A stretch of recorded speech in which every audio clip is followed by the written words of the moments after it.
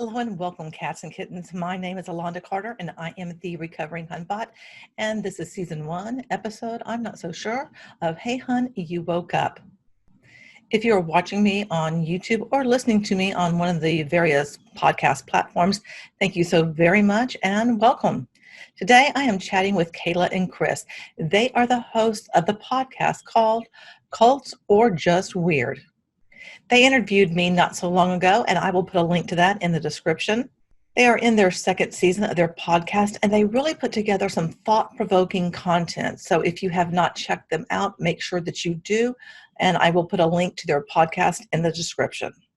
If you have watched any of my videos or listened to me on one of the podcast platforms, then you know that I lump multi-level marketing into the land of cults. So that's kind of how Chris and Kayla and we all kind of connected through this same kind of thing. So let's go ahead and welcome Kayla and Chris to the show. Chris and Kayla, thank you so very much for joining me today. I've been looking forward to this conversation, even though right now the world is really, we're, like we said before I hit record, it's just jumping from one fire to another, and everything is just, it's a very different time and difficult time and all that whatnot. But I do want to say thank you so much for joining me today. And you both are the host of Cult or Just Weird. Did I say that right? Yes, that's okay, right. Perfect. All right, want to make sure, because my brain just leaks out of my ears sometimes. But Same. I wanted to talk about, how did you even come up with this as an idea for your podcast? Because, I love the title. And then, of course, I love the cult connection. And then sometimes, things are just like, they're just fucking weird. It's like, what the heck is that? So can you kind of walk me through, how that came into being?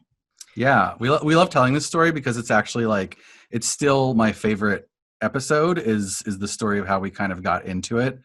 But first of all, you're welcome for being on your show, and thank you for having us on your show, and thank you for appearing on our show. To our last episode we published last Tuesday, we had this long interview with you, and it made for a really good show. So I really appreciate that too.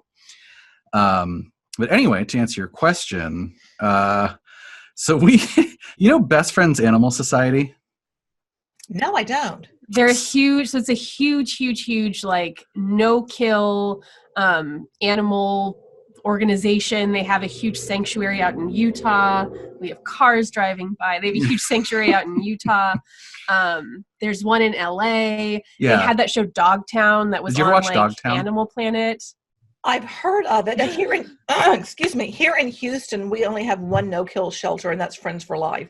And I have volunteered for them. I mean, it's probably much smaller than what you're talking about, but anyway. The other place it might have come across your radar is they, when the Michael Vick stuff happened. Yes. They took a bunch of those dogs in, and there was even, I think, a documentary about it called, what was it called? Victory Dogs. Victory Dogs, right. Anyway, huge piece of property in in Kanab, Utah. Beautiful, beautiful property. Just gorgeous. I mean, hundreds of square miles. Yeah. Anyway, so this is back in 2016, I believe, that it's funny, you're talking about oh, crazy news. We were we need to unplug for a minute, right? So it was December 2016, or our Christmas break was coming up at work, so it was we gotta get away from everything that's happening. Let's go. Yeah, no more news. Let's go take care of some dogs. So we basically went there for a week, and you'd been there before to volunteer. So they have this volunteer program, and as part of the volunteer program, they serve you free lunch in this cafeteria. Free vegan lunch. Free vegan lunch, of course. It's all very hippy dippy, and because you're going there you can volunteer with the dogs and the cats and the pigs and the horses, and you can guinea pigs, literally anything except for exotic animals you can volunteer with to feed and pet and just chill with. It's amazing. Highly recommend.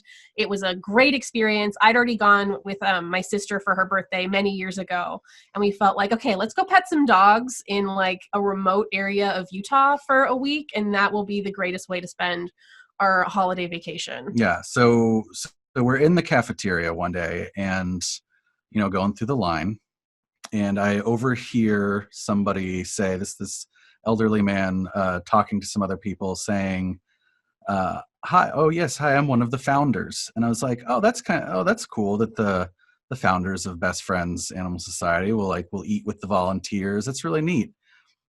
And then I was there the next day, and I heard some middle-aged to elderly lady say the same thing. Say, "Oh, hi, my name is," what was her name again? I don't Should we say it? No. "Hi, my name is blank, and I'm one of the founders." Oh, we can say her name. I don't care. Her name was Faith.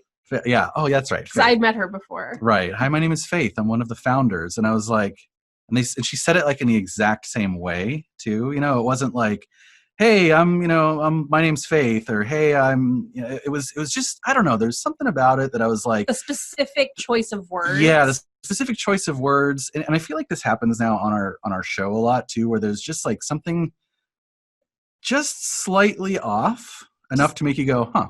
Doesn't feel, there's something about it that goes, there's more to this story. And the part that I didn't tell, well, yeah, so when you were there. The usage of the word founders twice in just those 2 days, it was also something that had happened when I visited with my sister a few years before. We'd been sitting in the cafeteria. A woman comes up to us. "Oh, can I sit and have lunch with you?" "Yeah, great, sure." And she sits down. "Hi, my name's Faith. I'm one of the founders of Best Friends." And, we thought that was the coolest thing, the most amazing thing. We got to talk to this woman about, what it was like to build this vast animal sanctuary from the ground up. Wonderful experience. I came home. I'm pretty sure I told you all about it. Like, it's part of why we went later. Yeah. Yeah. It was. And so because I had told him the story of meeting a founder, then when you started to hear it again and again in the cafeteria, we were like, why this? Yeah, it's like multiple years later, they're using the same terminology. I don't know, just there was something that felt a little strange about it. And it's like different than saying, "I'm the CEO," or "I'm the CFO," or it was just, the word founder was so specific. Yeah. So anyway, that got our curiosity up, and she's like, literally what happened, addicted to research, was you heard the word founder. Sorry to interrupt you. You heard the word founder. I went to the bathroom, and by the time I came back, he had already gone on Wikipedia and was like Googling this, and he went, "Do you know how Best Friends started?" Well, because I thought it would just be something like sort of weird, but then I started picking at the thread, and I was like, oh, it's still unraveling. Oh boy, this is still unraveling. And safe to say that they have a very storied and interesting, what would you call it? Like, before their life as Best Friends Animal Society, they had a decades-long life as pretty much a full-fledged cult. As a cult. And not the worst kind of cult that you can picture. It's from our research. No, but they had connection. I mean, they had connections to Scientology. Yeah. There's alleged connections to Charles Manson. The rabbit hole goes very deep. They had a compound in, what was it, in Mexico? Yeah. They had, I don't want to recap the entire first episode of our podcast to you, but the rabbit hole goes deep for them. And it was so I think really what kind of launched us into the podcast was you went on Wikipedia to figure out what the background of this was, and the background of Best Friends on Wikipedia, it's too simple to pass the smell test. It basically goes, Best Friends Animal Sanctuary started as the foundation church of the millennium until 1990 whatever, and then they became best friends. And for me, that's a huge red flag when a transition like that is just kind of glossed over and there's not further information anywhere. Yeah. We talked about something on our show recently called the Streisand Effect, where the more you try to hide something, the more people want to see it. And I think that's really true for us. Whenever there's obfuscation, it's like, okay, there's something here. We got to get to the bottom of it. Yeah. And the funny part too is that it's like, I'd listened to podcasts before that, right? Like, I have a bunch of podcasts I'm a big fan of, but I'd never thought of it as something that I wanted to do with my time and my life and my research. I never thought of it as like, oh, I really got to be a podcaster. Like, I didn't really, I never studied like sound engineering or anything like that. It just sort of like fell in our laps that we're like, oh, we got to tell this story. And it just sort of organically grew from that. We said, let's tell the story. And then from there, it became like, I wonder if there are other interesting stories like that. And it turns out that there are. Too many. Yeah. It's like the more and more we look at the things in our daily lives, the more and more we realize, oh, so many of these things have, if not, are not full-fledged cults, at least have cult-like facets to them. Especially they're at least weird. They're at least, hit one of our criteria. But like just talking about MLMs, for so many people on the surface, an MLM, it's a business or it's a scam. And then you look at it a little bit closer and, oh, no, it's a cult. And I think that we're just finding more and more and more of that the more we do this show. That's really interesting how you talk about how basically just things, kind of like everyday things. It seems like on the surface, okay, just like the MLM, and then you start digging.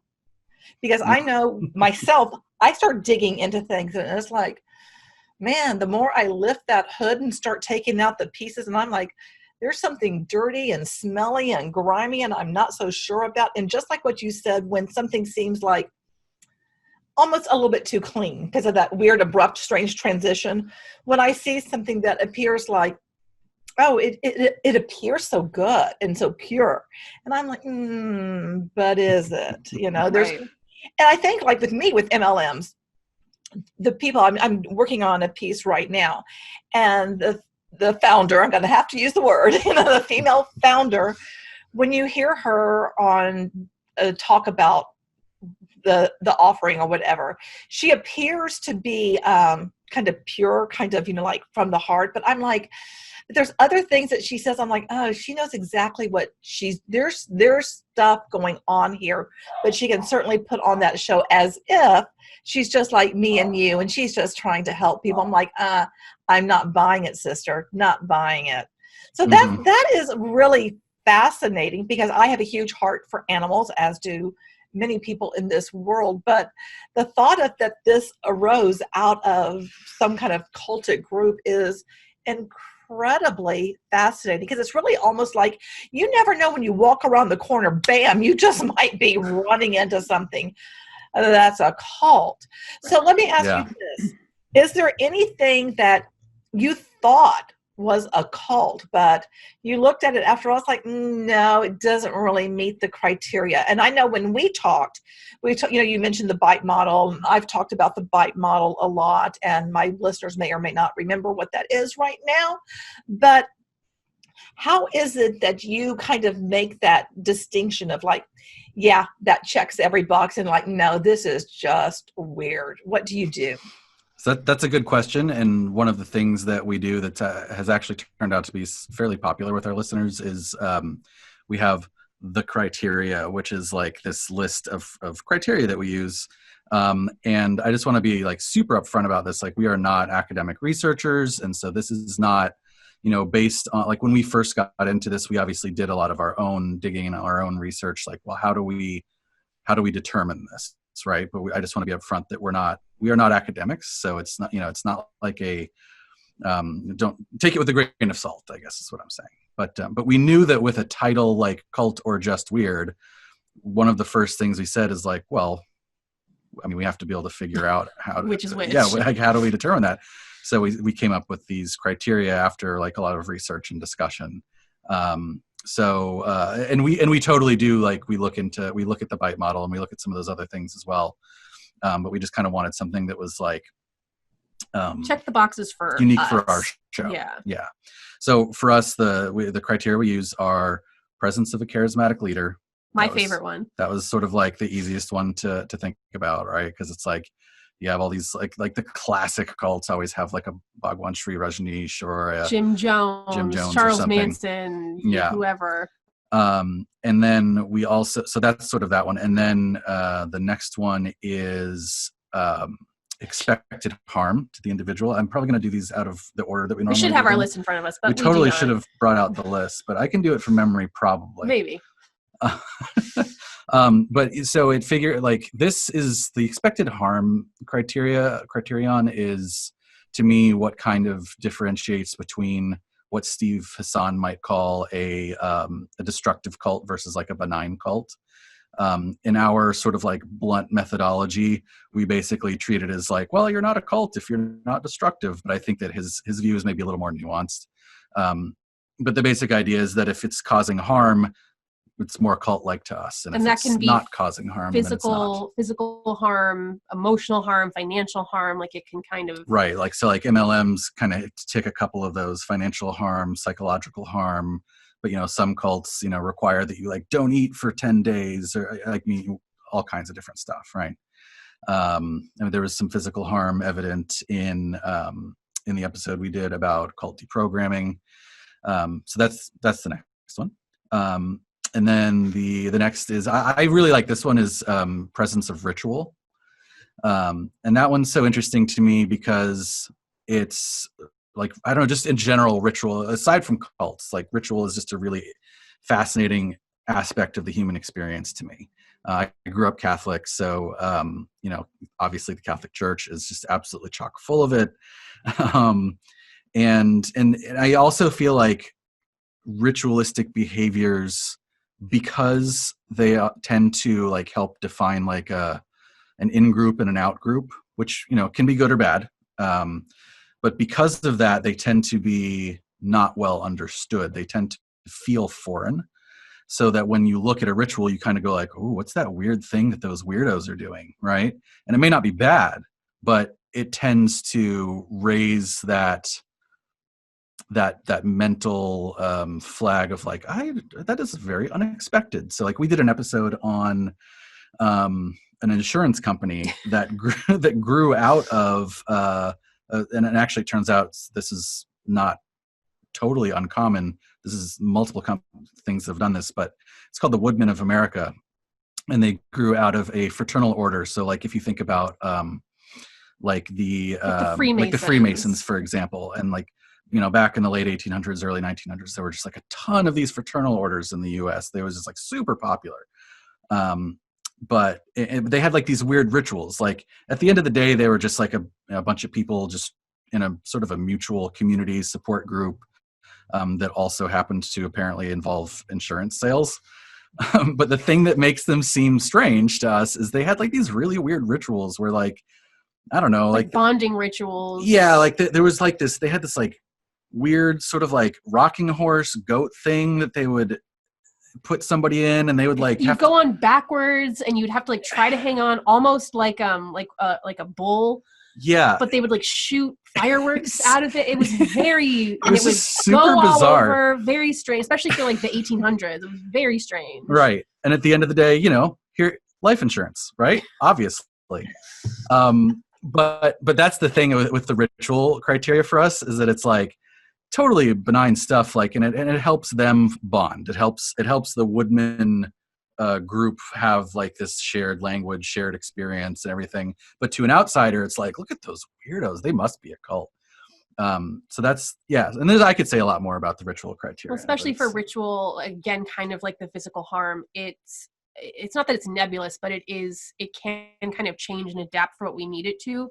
As we're very liberal with the term ritual. We find that we can apply it to things that maybe at first blush don't seem ritualistic. Like even with MLM stuff, we talked about Mary Kay, I think was the first multi-level marketing we talked about on our show. Oh yeah. And ritual in MLMs is like huge. I mean, you have the rallies, you have the shared language of like upline and downline, and like all there's IBOs, like, it's very, very ritualistic. Things, and especially things that like the in-group would not call rituals, but from an outside perspective, and you really kind of break it down to what those activities are, it feels very ritualistic. Mary Kay has its own song. Yeah.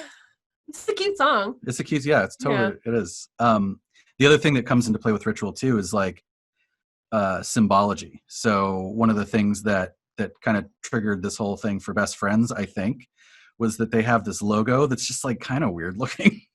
And by the way, I don't want to sound like we're like shitting on Best Friends here. I love Best Friends. Best Friends is awesome. I can't wait to go back and volunteer. They have a weird past, but like a lot of us have weird pasts. I think what they're doing now is great. And they do tremendous our experience there was great. They do tremendous work in helping animals. But their logo is weird looking, and that's one of the things that kind of turned us on to it. We did an episode about the city of Irvine, in Southern California. It's just a small town. And a friend of mine asked me like, well, what was it that ultimately made you want to do Irvine as a topic? And aside from the fact that we had like lived in and around there and worked there for a while, the thing that I said that really kind of put it over the edge for me is they have this weird ass logo that looks like this creepy, it's like a red like spiral, Illuminati looking, and they just put it everywhere. And it's, even though it's probably totally benign, like all these other things we're talking about, it just makes you kind of go like, why is that logo everywhere? It's on like the park benches. Like, what's going on here? So that's, I know we're getting like really into the weeds here, but so that our next criteria is the population or like niche, is the cult niche. And that's to sort of separate it from like, that's less about, is it a cult or is it like a full-fledged religion? And I don't want to like, hopefully, I don't want to like say, oh, all religions are cults. It's less about that and more about like when some of these, particularly like the new religious movement type groups, tend to actually share, some similarities with more full-fledged religions. I mean, like, again, going back to my background as a Catholic, I mean, some of the things that Catholics do, like, if that was, just like 10 people in a compound in Washington State instead of like, a third of the world's population, people might look at that as pretty strange. I mean, literally Catholics believe that you are, hopefully not getting too much into the religion here, but literally Catholics believe that when you have the wafer, the bread wafer, and drink the wine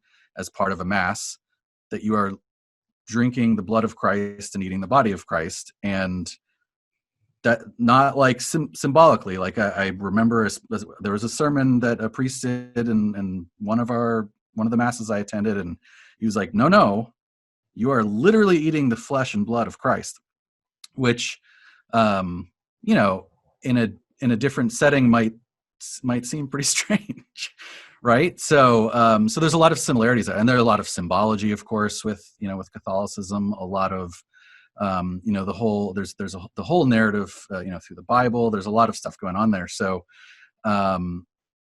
that's it's less to say like, oh, Catholicism is a cult, and more to say like, are these other smaller groups that have similar aspects to them not cults because they're just not popular, or you know what I mean? Like, so that's like a weird one. But it's weird. Just it's also it's our most like controversial criteria.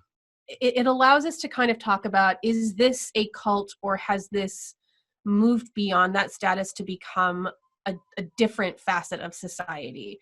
So I think we even struggled with this when we've talked about MLMs on our show, because they aren't necessarily niche and they aren't little known. Like, these are huge components of our society, with hundreds of thousands of people spending money on them, or at least like having their lives touched by them in some way.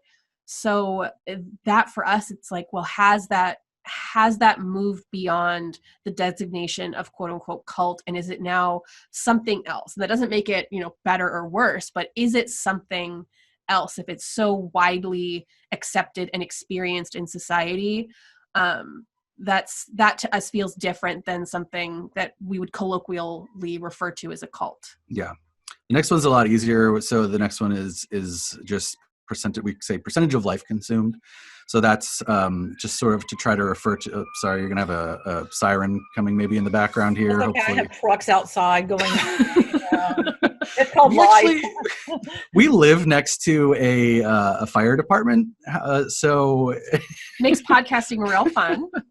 Real easy. But yeah, so percentage of life consumed is sort of the idea that like, actually you brought this up in your interview with us really well when you talked about like just how much of your life Beachbody wants to control, and how much of your personal life gets taken over by it. Like you're never off, you're always either having to do self-improvement stuff, or talk to your friends or talk to the person at the grocery store with Mary Kay. That came up. You're using the products yourself. You're posting about it on social media. It's just a constant, your life is constantly dedicated to this thing. And that the higher percentage of your life that gets consumed, we feel the more cult-like it is. Versus like a club that you might, or like when I was in the Boy Scouts, I don't know, maybe they're a cult anyway, but like, you go one meeting a week and then you do some campouts and stuff, but it's not expected that you're like, dedicated to it. Living, breathing, 24/7, 365. Yeah, exactly. And then the final one is, maybe actually this one's I don't know, rituals. But anyway, the final one is anti-factuality, which is like, again, a really, a really blunt term. But when we say that, we mean things like, anything from like the outright lies that you were sort of talking about a minute ago when you kind of, your bullshit detector is kind of turning on there.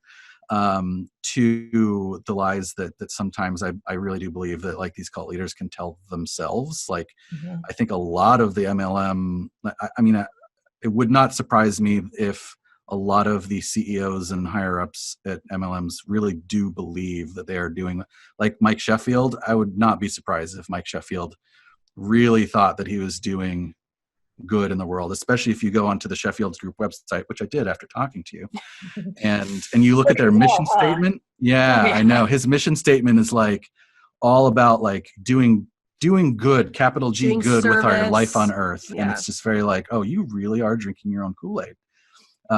But then the other thing that comes up a lot is like closed logical loops. So this is like conspiratorial thinking where the evidence against is more proof that the conspiracy exists, right? So it's this closed logical loop so it's like, any evidence against the cult would be proof that people are just trying to, to denounce us. Any evidence against, Beachbody or some other MLM is just evidence that you're, you have a bad way of thinking. You're a stinker thinker. You're a stinker thinker, right? Exactly. So that's sort of like closed logical system. And then the other thing that we talk about a lot is motivated reasoning, which is something, of course, that like all humans are very prone to. We're prone to it a lot. We talk about it a lot, actually. But the idea that like your reasoning, your logic, your thought process is to defend an already held belief rather than examine beliefs that you can think of as maybe as being right or wrong. It's like, it's basically the capability of saying, do I at least entertain the notion that I could be wrong about something, right? And if you don't at least entertain that notion, you are going to find yourself victim to motivated reasoning. It's just how humans are. A really good example is like the flat earth movement and the flat earth beliefs for both closed logical systems and for motivated reasoning. There's a lot of, I believe that the earth is flat, and so I will gather evidence that proves that rather than actual scientific evidence that proves reality. And then there's also I believe the earth is flat, and any evidence you present me is just you presenting me with evidence that I'm right. If you present to me that the earth is round, I go, here's 10 reasons why that's fake. And it has made me even firmer in my belief that the earth is flat. Yeah. And then like for, MLM distributors, the motivated reasoning is like this needs to work because I was told that this is going to, let me buy the Lamborghini and let me choose my own hours and have the life I want. So therefore I'm going to reason out that I just need to try harder, or I just need to look at this different system, so you engage in these sort of like, justifications because you need the thing to be true. And that's the part that I think is so tragic that we talk about in a lot of these groups, is especially in something like MLM where you have to tell yourself, if I just keep doing this, if I just keep holding on, if I just keep dumping all of my money and time and getting into debt, if I just keep doing it, then salvation is just around the corner. I will get there. And the more you sink all of that hope into it, the more you're motivated to keep doing it and keep wrapping the noose tighter and tighter and tighter. And even with something that's not MLM, like even talking about flat earth or talking about these other cult groups, this desperation to hang on to the correct belief and like sinking all of your time and energy and identity into it, that part I feel is so tragic because eventually you're going to come to the realization that this has been incorrect, and you have been dedicating your life to something that's not going to save you, and then that's it's a hard reality check. Yeah. Or you don't realize it, and then that's its own set of tragedies. And it's I think that's the part that can be the most devastating to learn about or to witness. Yeah. And the other thing too, like, we're talking about things like flat earth and, aren't they crazy? But like the fact is, motivated reasoning, some of these logical fallacies, that's not just them, that's everyone, right? It's hard to, it's blind spots. Like, I know I have them. I don't always know where they are. And I would love to root them all out, but I know that's not realistic. And we've definitely seen, one of the things that sometimes is like a little bit disturbing when we do research is trying to find a source that you trust, and you're like, okay, I trust this person. They have a PhD and they work at this university and they've done all this and they have a Nobel Prize. And we talked to, highly recommend this guy. He's a well-known skeptic, has some blogs, Dr. David Gorski, and he called it the Nobel Disease. And it turns out, and we didn't know this really, but like, there are people that win Nobel Prizes that then like go on to have some really weird and sometimes like bad things to say about other stuff after that. Like, just because you're a fantastic physicist doesn't necessarily mean you have the correct or right or good beliefs about race. And the way that I frame that in my own head is, or that we've talked about with Dr. Gorski and between ourselves, is that, there's like this talent for creativity that you may need to have that in very high amounts to achieve a Nobel Prize. But that's actually a totally different skill set than checking beliefs and having, critical thinking. Like, critical thinking and creativity, they're not necessarily correlated, right? So there's a lot of smart people, and the smarter you are, the easier it is for you to justify held beliefs, even if those beliefs may not be true. So that's the thing that we notice a lot too in our research that is a little bit scary. And it's hard to navigate sometimes. And that's not to say that, like, we're firm believers in science and the scientific process and in experts and academics.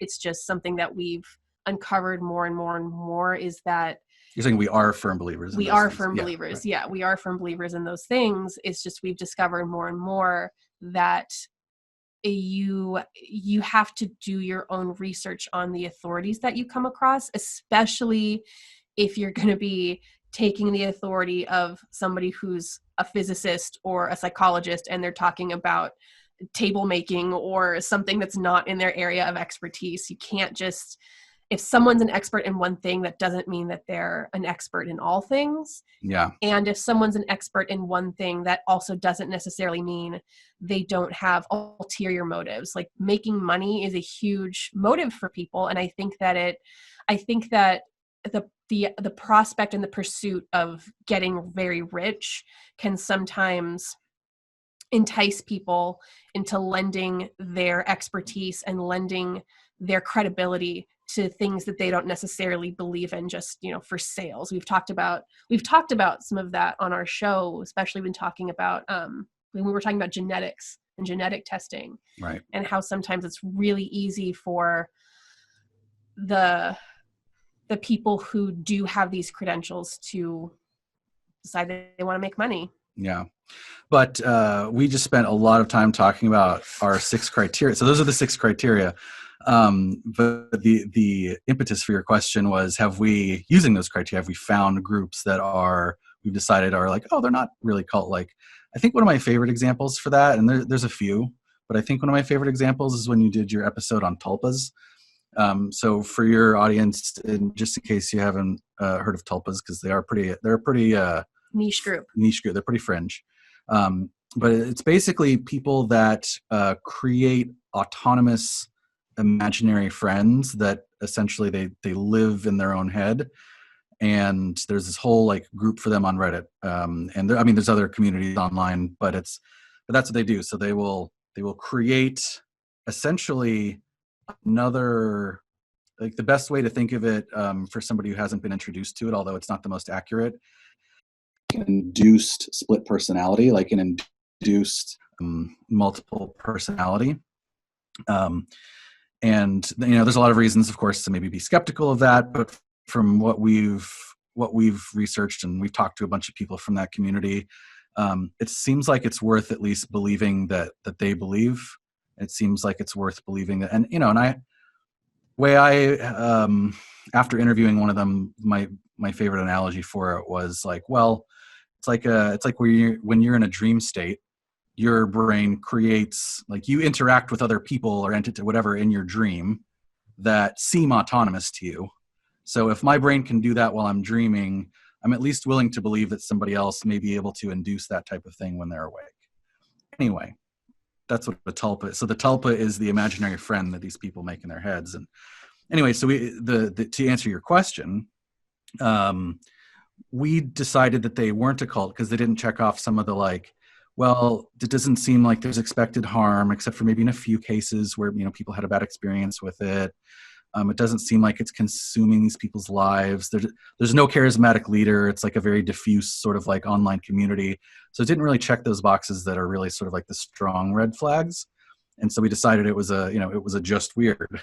Even with like anti-factuality, it was mixed. It didn't seem like there were a lot of people living in a complete, fantasy or denying reality. It was instead, hey, yeah, I know I'm doing this really weird thing, and it's very strange, and also it's really helpful and enjoyable to me, and so I'm going to keep doing it. And it was actually a really sweet couple episodes that we did, because it was so nice to kind of come across a group that from the outside and from when I first discovered it was so strange and so foreign and so like almost disturbing, and then getting invited into that a little bit more and learning more about it and realizing, oh no, this is actually really nice for a lot of these people that are involved. This is a plus, this is a benefit, this is something that's helping these people, and also you're not hurting anyone, and it's just a nice group that exists on the internet. There's so many terrible things in the world right now. It's nice to know that there's some little respites out there. Yeah, and the reason I think it's my favorite of the examples there is just because it definitely is weird. It's super weird, but the point that we make on that episode, and we have made on other episodes, is that like weird isn't bad. Weird doesn't have to be bad. Right? If there was expected harm there, yeah, it would be bad. But like weird is actually good. Like I enjoy learning about these folks that are doing something that's so like wildly outside of my experience. It's definitely weird, but it's also super cool and interesting. Oh, that makes perfect sense, because weird does not have to be bad. Sometimes it's because you are not coming to it with having those same experiences, and so from the outsider's perspective, it's like, oh, this is a little funky. What's up with this? And it's as simple as that. It's just different, and it's not, from your experience base. I did want to mention, because you did talk about the motivation, and one of the things that I have noticed on several of my videos, there are some people, the comments I get, as you can imagine, sometimes get really out there. Yeah. I mean, I'm attacked all the time. Yeah. And I have to always keep in my mind that they're trying to hold on to what they believe in. And even though I'm not actually, I would say I am critiquing what people put together, and some of the leaders I have talked about, I critique what they're doing because I find it problematic. But these people, it's like they can't see past the good that they think it exists to see like the other side of like, well, there's actually harmful things that are happening, and this is actually not sustainable. And so I find it very fascinating, one, that people feel compelled they have to say something. Two, what they have to say is derogatory towards my personhood. And three, that they just can't just like move on, it's like they just have to do something. And I don't know if you've come across that within your studies, where there are people who are, it just seems like they're always out and attacking others who are critiquing their belief system, of whatever that might be, be it MLM, be it a religious cult, be it a spiritual cult. It doesn't matter what it is. Have you run into anything like that where you find people are always defending their thing because they hold on to it so tightly and they can't possibly see that, well, maybe somebody else has something to say that I should possibly look at? Yeah, all the time. I can't say that it's really happened with us very often. The one time that we have personally gotten some feedback, air quotes, that is similar to what you're talking about, which, by the way, I'm sorry that you get attacked for this, but I totally understand like why it happens. As you say, people, when people's belief systems that they have spent a lot of time and energy and hope in building are challenged, even though the challenge comes from reality, humans react mentally, they react violently against that. So, but it's unfortunate that you have to endure the consequences of that. But yeah, like the only time it's happened with us was when we did an episode on Teal Swan.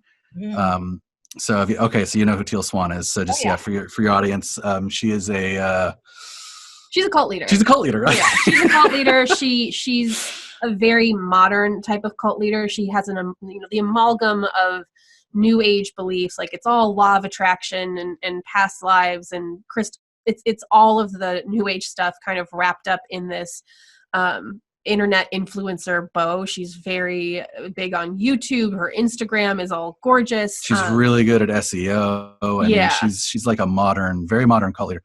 But it's interesting, by the way, as a tangent, like a lot of these, if we find, like, because we also did Ramtha, JayZ Night, we've done several that have like been in that sort of like new agey space, and it's like they all have this like same like poo-poo platter of beliefs. They're all like, well, you gotta have the crystals and the aliens. We gotta check the box of, it's like all these boxes. You can create your own reality, right. Law of attract, like just all of that.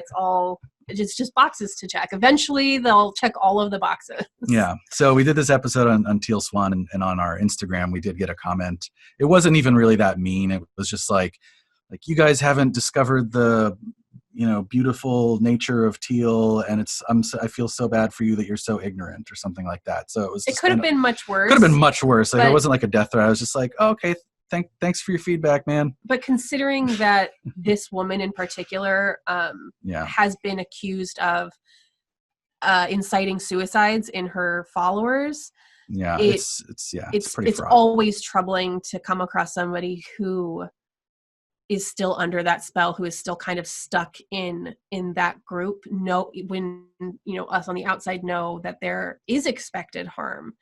And I think that expected harm was high for that one. Yeah, very high. But I think that one of the benefits of doing our show, at least for us personally, is that it has really made me have a different relationship with my own beliefs and my own thoughts. And I think I can better identify now when I have that kind of knee-jerk reaction of, you're saying something different than what I believe, and I have to defend it, and I have to doggedly hold on to this. Instead, I hope that it's made us kind of be able to take a step back now and go, well, why am I holding on to this? Why do I feel attacked? Why do I even feel the need to respond, especially to somebody who's not even talking to me? Like, if you're doing a video on YouTube, you're not seeking out people and shitting on their beliefs. You're not going to their house and saying, what is wrong with you? Yeah. So to have that need to defend against somebody who's not even attacking you, it's kind of made me think and feel a little bit differently about the beliefs that I have, and just be more open to the idea of like you said, I have blind spots. I have blind spots in my beliefs, and I don't know what they are. And maybe I should pay attention to the times when I feel like my identity is being attacked when somebody else has a different viewpoint. Which is so hard nowadays because of how polarized everything is too. And, within our public sphere, there's so many things that are polarized. And I know there's things that I believe, politically and socially and everything that, things that come into my informational, whatever, that things that I read, right? Things that I see. And I know that some of them I should be legitimately angry about. And I know that some of them are probably things that Am I getting the whole story? Is it just that my beliefs are being challenged? So, it's hard. It's extra hard now. And with all the information that's out there and social media and so many fake sources of information. And I've definitely read things where I've been like, that's stupid. And then like a little bit later, it's like, oh, that wasn't real. Shit, I just fell for it. Damn it. And I just, the only way to really approach it that I can think of is, one is constant vigilance. You just have to constantly be vigilant about your own beliefs and what you're defending and not defending. And then be gentle with yourself and just understand that you will never get to 0%. The most critical thinker in the world, even Dr. Gorski himself probably, it will never get to 100% accuracy in beliefs, how we perceive reality. It's just not possible. So to me, I just try to be vigilant, and B, try to be gentle with myself. But going back to sort of your original question, yeah, we've seen that a whole bunch. That's definitely in place a lot with Teal Swan. That's definitely in place with MLMs. I think it's very strong. It's very strong because again, the motivation is, it's almost like the stronger the motivation the stronger the need to have the thing be true, the stronger your reasoning systems kick in to defend it. And the motivations for MLMs are very high. As you pointed out on our show, they tend to recruit people who are in vulnerable situations, like many cults do. And so somebody in a vulnerable spot will have a very high motivation to want to believe something that can get them out of it. So we see with that. What are some other places where we've seen that? I mean, like certainly with Ramtha. Right, with JayZ Night and Ramtha. So JayZ Night's another woman who runs a cult up in the Pacific Northwest. And she's like OG Teal. Yeah. But minus the suicide flavor. Instead, she's had deaths around her. She's had deaths, yeah. But yeah. So expected harm, rather high. Yeah. I mean, yeah, with that group in particular, we've experienced that firsthand with Ramtha. Just now thinking back, one of our other kind of like origin stories is, right. Oh man, yeah. I was taking a class when I was in college, and it was I don't want to get too far into it, but a film was presented in the class, and the film was created by Ramtha's group, by the cult group. And it was not, the professor did not make it clear that, hey, this movie is made by a cult and not based in scientific fact at all, and is presenting itself as scientific. She literally said, everything you're about to see in this movie is true. Yes. And it was called What the Bleep Do We Know? I highly recommend watching it if you have like a bottle of alcohol and you're going to play a drinking game, and just like take a shot every time they say something bizarre or like that doesn't make any sense. Or if it's something super fun. If it's something that you have seen and felt right to you, I would just say that a lot of the people that were interviewed for the film that are scientists were not quoted accurately, and they have spoken out did about not know the nature of the film, and have spoken out about the way that they were presented in the movie. So just put that out there. But when in this class, when I watched this movie, and I knew that it was created by this cult because you had already told me about it. And because we were not in the class presented with all of the information, my naive 20-year-old self was like, I should bring this up. And I attempted to kind of bring it up, and you emailed the class and were like, hey, just, approach this with the appropriate amount of skepticism, because here are the facts about this movie. And the response from my fellow classmates who really dug the film, and I don't blame them, it presents some really, cool new age stuff. If you're into believing in magic, it's like super fun. It's great fantasy. But the reaction was, I don't want to say it was violent, but it was definitely very aggressive. It was very, very aggressive. And I again, naively was not expecting it. Some of the replies to that email were, I would call, attacking you. Yeah. I literally was like, I don't know what I'm going to do. So I just dropped the class, because I was like, I can never go back into this class. It was, that was like the one negative formative experience I had in college, class-wise. But it was seeing that firsthand when I was, 21 and having that experience of gently bringing something up and then having that dogged response of not just saying that I'm wrong, but attacking. Mm-hmm. That was definitely formative, and I think definitely something that contributes to my interest in doing what we're doing. And Ramtha was our first episode was about Best Friends Animal Society. Our second episode was about Ramtha and JayZ Night and What the Bleep Do We Know. And I think that's because those are two of our most formative experiences with this. Quantum flapdoodle. Yeah. And I'll add to that. On the flip side of it, I know that I have had some beliefs in the past, maybe even now, where somebody has challenged me, and I know that I'm not sure that I've necessarily emailed them something mean, but I've definitely had that experience of well, how dare you say that about this thing that I believe? You're wrong. You must be wrong. I know it. I feel like you're wrong. I've definitely had that experience myself, where I've felt that sort of visceral reaction to somebody challenging a belief that I've had. So it's a human experience, but it's unfortunate that sometimes it manifests itself in angry emails or angry comments on your channel. It's this whole law of attraction thing, because within MLM, it's a huge thing. Personal development is a huge thing, as we have discussed. I did a video on Esther Hicks, and as her being or Abraham. I mean, it's always what do I call? I'm very confused about them. Yeah. Yeah. It's they, he, she, I don't know. Cause what are you? I don't know. It's depends who's talking at the time of day. Right. I don't know. But the comments I get on that, because I'm not in alignment, and I got rid of this comment, and basically somebody talking about how I must have a negative mindset and that I must be depressed and always be suicidal. I mean, it was just, wow. Oh, it was awful. It was, I was just wow. Because the point of that video, it was yes, I went into the history, because I don't know if you know this or not, but her husband was part of Amway. So right. There comes this oh, so this makes sense of how all of this was birthed.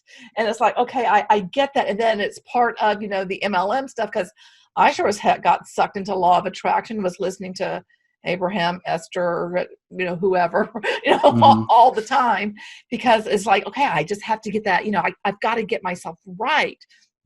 But those comments from those people who hold on to the law of attraction, oh, it's you guys could probably get episodes off of those comments that I get, because it's wow, it is really, it makes me afraid for the people who are saying these comments, Sure. Yeah. I'm concerned about you and your well-being, because I'm fine. I'm good. Just because I'm criticizing something that you hold dear does not mean I'm criticizing you as an individual. I'm just right. Let's look at this differently. Let's examine this, because I was, like I said, I was sucked into it. But I find it very interesting that you bring up Teal, because I had on Andy the Fellows. Andy was in Teal Swan's cult. Oh, wow. Oh, cool. Yeah. I mean, not cool. Not cool, but interesting. But no, he's a very interesting guy to talk to. He has got a great YouTube channel. And so it's always interesting when I talk to people who have been in law of attraction type stuff, because, on the, because I talk about MLM being the umbrella, but on the outside of the umbrella, there's all this coaching type stuff. And oftentimes it does deal with law of attraction, even if it's business coaching. Usually there's always something about, the new agey stuff interwoven into that. And I really feel so much of that has permeated our culture and become, normalized.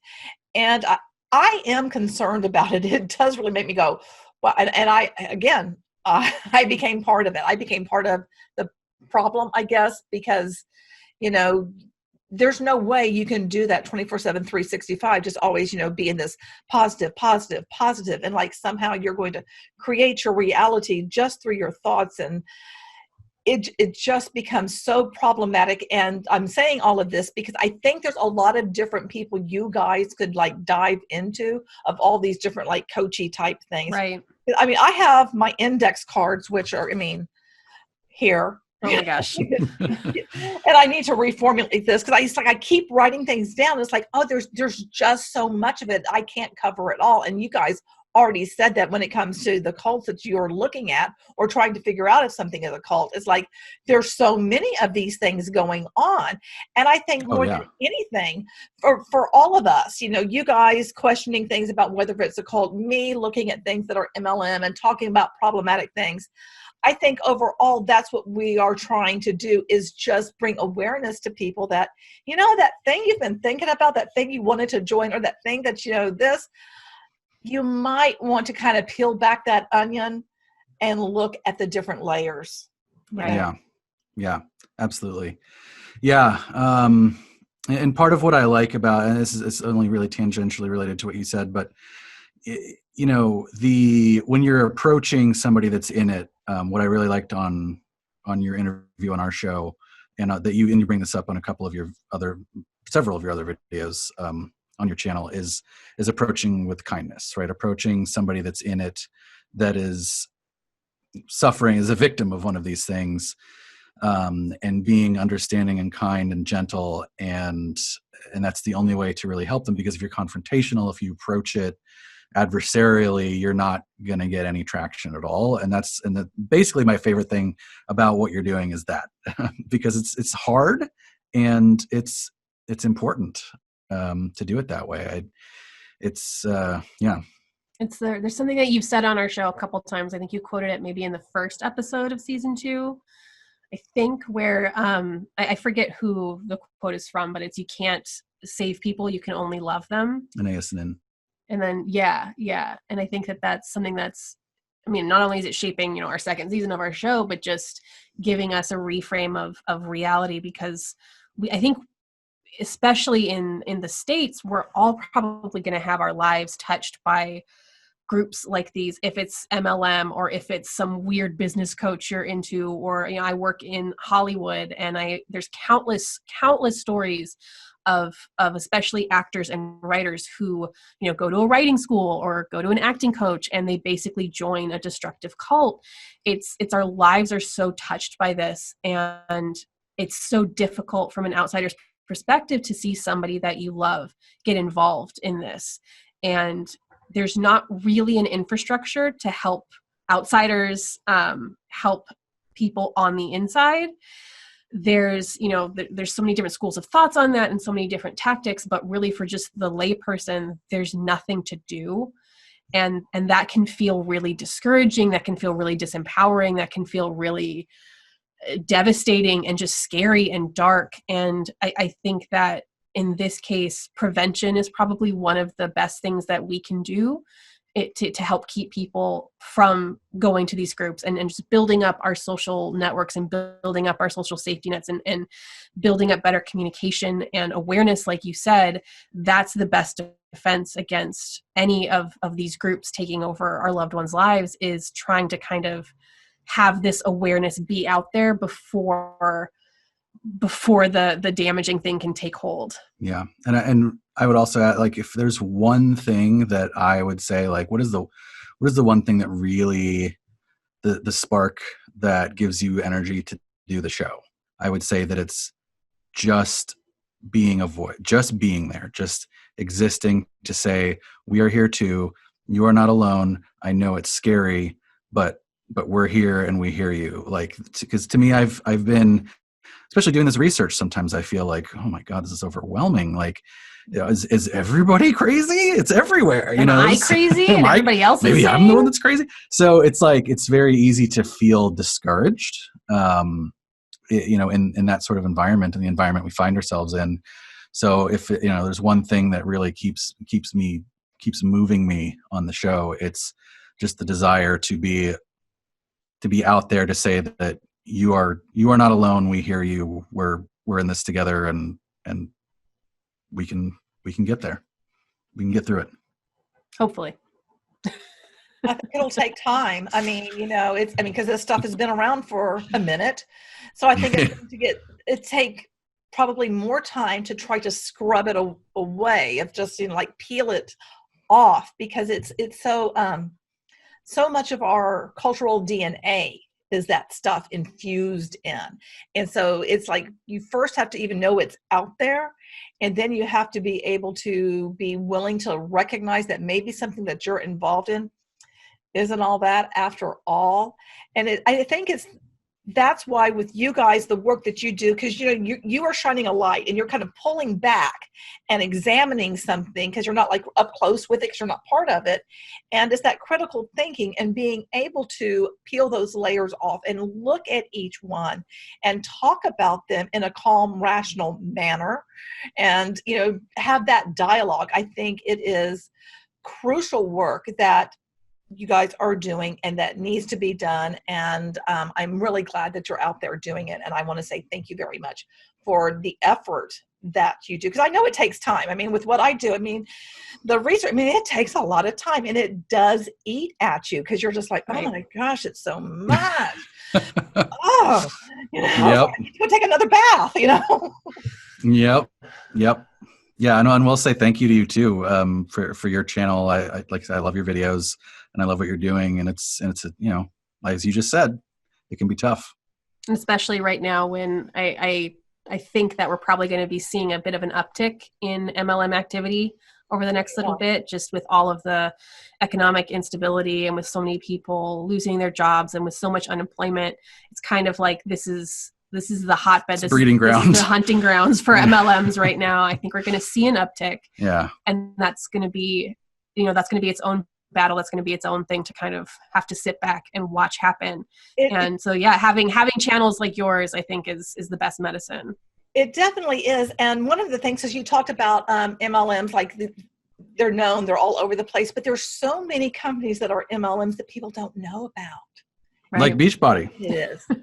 Well, that one's a pretty big one, but I'm talking something. Well, we didn't know, because we were like, because you did Insanity years ago. No idea. And I don't even I think we knew it was MLM before we interviewed you, but before we started doing the research on that episode, but certainly not when you were, in it, hanging out with Shaun T. Yeah, no. Oh God, I love Shaun. I just I look at him and I'm like, oh, you gotta smell good. I just want to cuddle with him. He's a nice looking man, but now he is. Hurts that it's like, oh, I don't want to know this, sweetie. Please walk away. Please, you don't know. I hope you don't know. It's better that you. If you don't know, that's better. Yeah. Because if you do know, then that makes me even more shatters sad. my whole reality. Exactly, because I love him so much. It's like, please I hope you're just ignorant to it.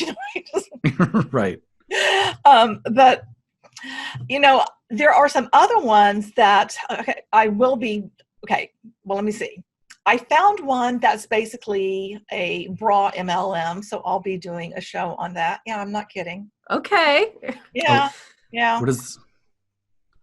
And I've done one. There's been two that are sanitary napkins, one that's funeral insurance. So what I try to do is bring up some ones that people don't know about. There's a soft one. Literally, it's like anything and everything is up for grabs. It doesn't matter. But I like shining a light on these things that people don't know. And I had somebody make a comment, and of course I wrote the company down, and they asked about this one particular brand. Like, is this an MLM? And it took me all of 30 seconds. I'm like, sure as shit is. And this person is going on and saying how it's not. And I'm like, oh, I think I'm now going to do a video on how you can tell whether or not something is an MLM. Yeah. Oh, that's a good one. As an example. Yes. Because it's like, people believe the stories these leaders are telling, like, oh, well, this person created this and look how great. Well, it's a tiny little MLM. So to you, it doesn't look like it's harmful. It's still built in that destructive way, Right. And I have some say like, well, it's an option. You don't have to build a team.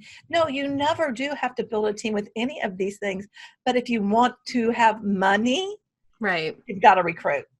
Right. That's the bottom line. And it's like, I'm going, gosh, you guys just, I'm going to go bang my head against the wall. But again, they're just so far into it, they can't see it. And I'm like, I know maybe one day you'll come back and, you'll realize that, I've got love for you and I don't have love for that structure of a company. Right. Yeah. But I do want to say thank you guys so very much for your time. And I'm going to wrap this up, and then, we can hang out for a few minutes before I we go about our merry ways.